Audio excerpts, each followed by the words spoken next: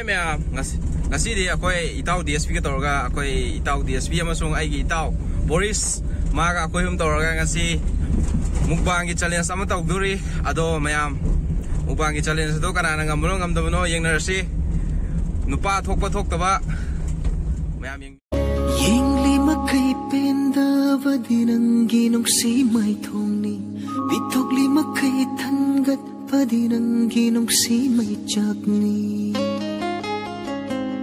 Hi ma'am, welcome to the Kanglay Vlog. Ngasi di ay itaw DSP ako'y ma'am tawag itaw Boris ako'y ahum tawag ngasi mukbang challenge sama tawag jaduri ado mukbang challenge ya haudi mamang da ay je hana 1k subscriber da ay yo boda ay keno tawag itaw mani mukbang challenge tawag itaw mani do jik 3k option gre ado 3k yo jida ma'am ako'y jik taw minarge ay itaw DSP ka tawag itaw Boris ako'y hum je hawge bye hawge ay su wa ka thmoge ge okay itaw as thamdalo ay mayam ako'y itaw ako'y Alex ki channel sibo mayam na nuksibidna subscribe tok sinbiramo ngasi itaw na sinbiramdana mafam sida si pai gani itaw ukatrewa tababa thammeba yam ngai koi taw na smai sinbiramse ado koi taw jo ai gi kai hani video na mada yam mateng pangi koi video ka nabidra ai cameraman budi yame adubo koi taw jo cameraman amani adubo itaw na koi khulai boy koi yam nabi cameraman nabi da ju mateng pangi bani maram sina koi taw gi channel jibu myam nuksibidna subscribe tok sinbiramu ado ai gi mingbudi myam na dong khangnar mani DSP toy ado itaw gi ju Alex ado itaw gi mingdi myam da su Boris Boris ado itaw ga di koi hauna to sira akhoi sum kai hani selen soi kai ai tare ko sida sum sabda sum kai hani ha mi ta na bre nata adu ga horen punishment ji lore poda hainer adu di hauna to sine adu hojulasi stop watch ki out re adu ita jo hors horo yai ma phai si phajare he di amadi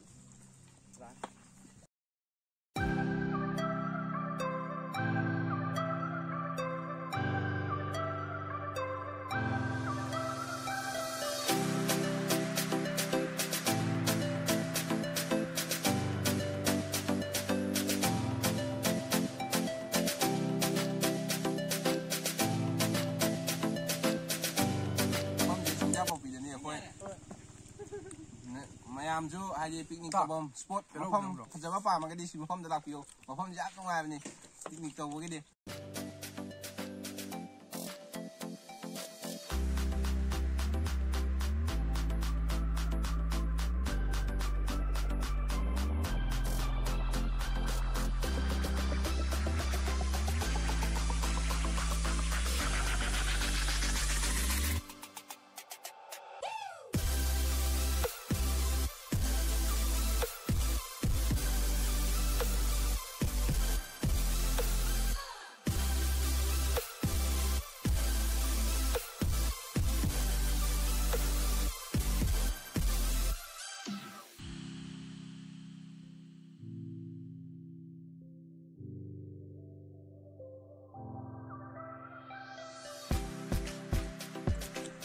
video ji punishment je oi no ai mi tham ya me ing kai ta tham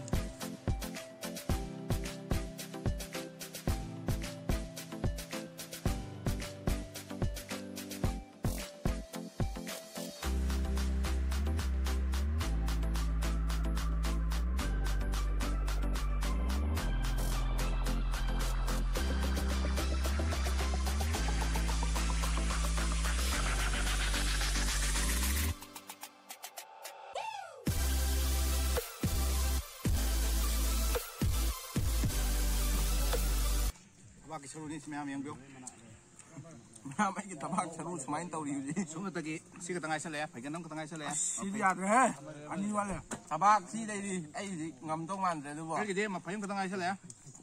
Ada bo punishment je na phangtong mal ya mayam. Sigum bitau. Punishment nuni na ngam. Ani mak phang da bne. Pasta mi na pia ko punishment. Ani makti tahu gum. punishment phang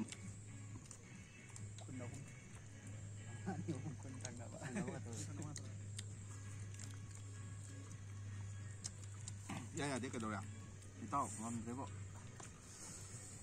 Bro punishment je ani ngok pi je. ꯀꯩꯅꯣ ꯄꯤꯗꯣꯏꯅꯤ ꯑꯩꯅ ꯉꯝꯃꯕꯅꯤꯅ ꯑꯩ ꯇꯥꯔꯤ ꯁꯣꯏ ꯂꯣꯏꯁꯜꯂꯒꯦ ꯌꯥꯒ ꯃꯌꯥꯝ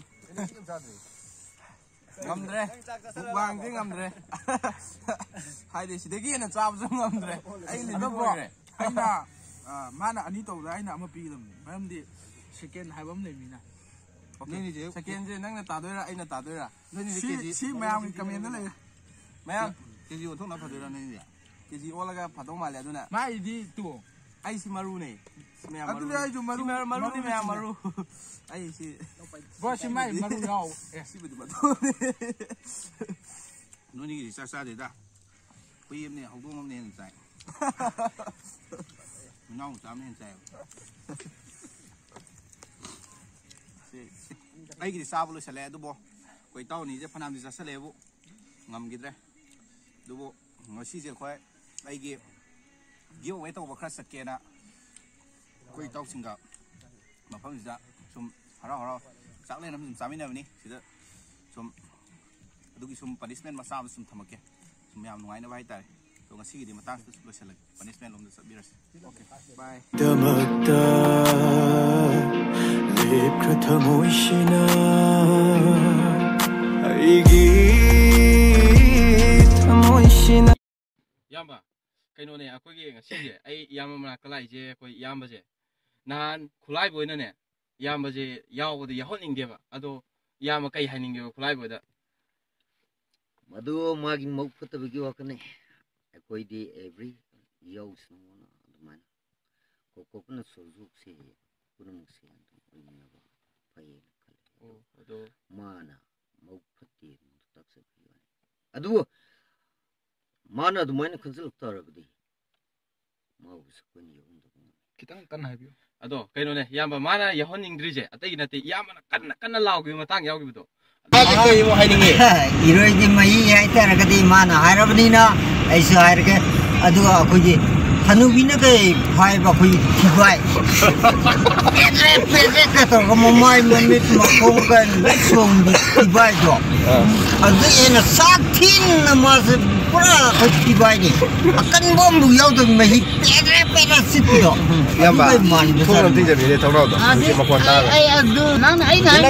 ꯍꯅꯨꯕꯤꯅ five ꯊꯤꯕꯦꯠꯇꯣ ꯃꯥꯜꯂꯦꯌꯦ ꯀꯔꯤ 이로이기네 상공과 마희가 맞춘 거 또 뭐 만도 아두도 말래 이로이가 상공과 마희가 헤이 양니 이로이가 상공과 누가 해보아니 티베트 하누비지 티베트 마 통보 이런 뭐 느끼 선포 써나요 내 뭐 아주 말래 건나 마지 기브를 그놈 또 기브 말래도 시 까리 하는 뭐는 파위에는 하지 그런 뭐 파위는 하기세 하이범 자데는 칼리 브라만 사데 아두고 클라이 보여드기디 아이니 얌 헬레 하르세 퍼블리시드 부디모는 로 클리어 또레 리셉션 또레 당기도 기타 나이스 헬로 아두도 인포메이션 티라 아도 뭐냐 라이시스 에 히터네 코이디 티 포스네 아두 에브리 헤타 하이브르코도 코이나 컨펌 또 오케이 얌바두디 ꯌꯥꯝꯕꯅ ꯁꯥꯎꯕꯩ ꯃꯑꯣꯡꯗ ꯈꯨꯠꯂꯥꯏꯕꯣꯏꯗ ꯍꯥꯏꯐꯦꯠꯇꯪ ꯏꯪꯂꯤꯁꯇ ꯍꯥꯏꯐꯦꯠꯇꯪ ꯉꯥꯡꯕꯤꯔꯝꯃꯣ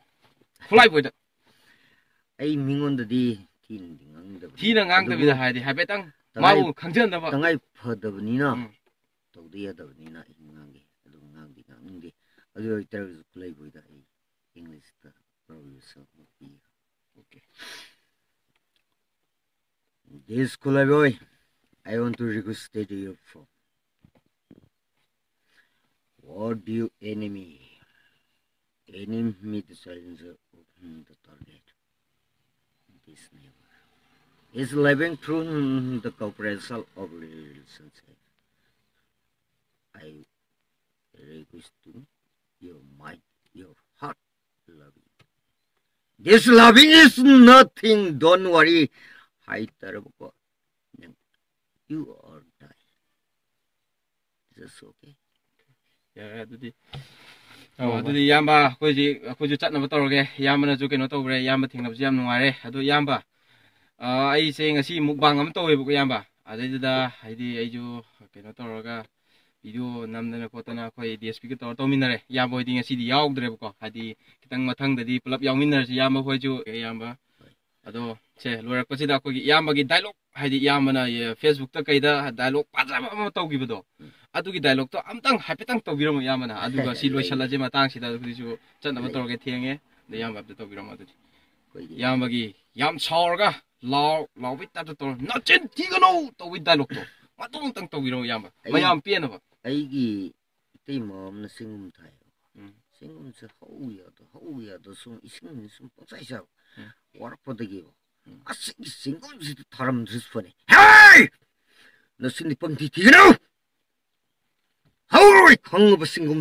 kai da gin nang sing thari temi oi tar gus na sidi tiang ge maram de kai ginda sing sai bung mo do itar gdi singum de kai da wi thari ni ti ma oh nang se to pongre da matung na udi thage na khin gro kai go ma khalaba singum ge loi kau thalo hai bro yamba gi kuno hoy adubo arai roina aigi no padul pasam piyo na ai hai ni yaudabra okay pigi yamba pigi aduga yamba koi lorak pasida koi ge yamba na hapet kan lawrak pase yamba ai nanau miun sujatre ado sida video lo chalage adu ai pakhali ni kamoi je tani ni as jaz te ke zai je kai no kumjali se yamba yengbiyo aina je piram ni ko amka adede yamba mathangda se sidi thamdan biro mathangda yamba kaino to pirapani ai nakta lariba ai no pose paisa tuidung parbo ai pisa paija banate ai yamba gi sumading pangamani abudabu akoi gi mission se mayamna ne nungsi biro adu itar de kuji pisa paibam soi no orki ni akana bu pisa pai tar ga mayam das kai gi pisa akoi pisa pai da tar ga de karino bo kun pisa di okay masisu mayam nungsi biraga akoi gi la kadri bo film mas ki kese se yengbiyo lobbiyo masini ai na tamjani okay bye everyone thank oh ida koi Hojik sigi nupim sa singsida prank tawdoribani sal hori nupim Bên cái đó hăng kì Mới nè Mày kết đâu rồi Mày kết đâu đi Saya dukaan kali itu, ayo saya hak kamu deh pak, aduh, kayak oh, sida, oh, pagi tahu nih, ayo kita pagi tahu, aduh tuh, prank tahu nih pokok, ayo, ini DSP kang bro, DSP tuh kang bro, oh, my friend nih pokok, ayo vlog sama hang nih pak, aduh menuju yang oh, boleh thakal lagi tuh ini, dah kang lagi vlog tuh pokok, bye bye.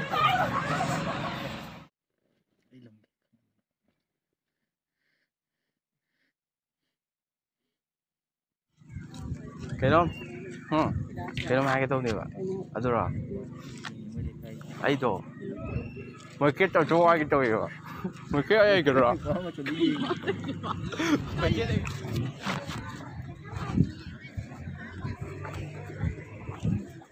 cái đó ta ăn kì, cái đó ta ấy gì, mới kết cho ai cái rồi, cái đó, bây giờ rồi, liao rồi, phải rồi, cái Duka sida. Mấy ai rồi lúc phải giao được rồi. Pakai tu, prank tahu ni sen. Prank ke doktor ni.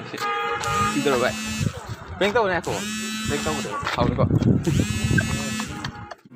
Kakale. Hai Mustafa. Good evening. Kencang cak kita.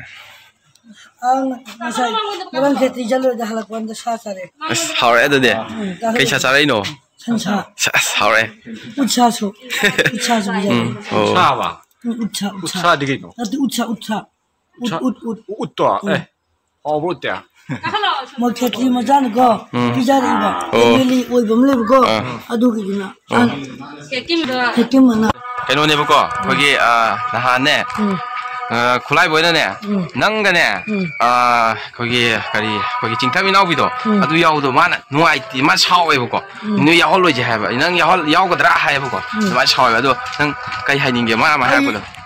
ai Kulai cho boleh. Ah. ai kan mage handak ji cingkam mana bisa pura kono pura pero la kila ngelo sida mas de khun ta su ya roi kulai bo su sida an bia ba ado mathang ho ja mathang film manu ba nang le na ado su jo ma ya hon be mal pura kono mal an bia roi Nang ju saur ba kai na tori ju.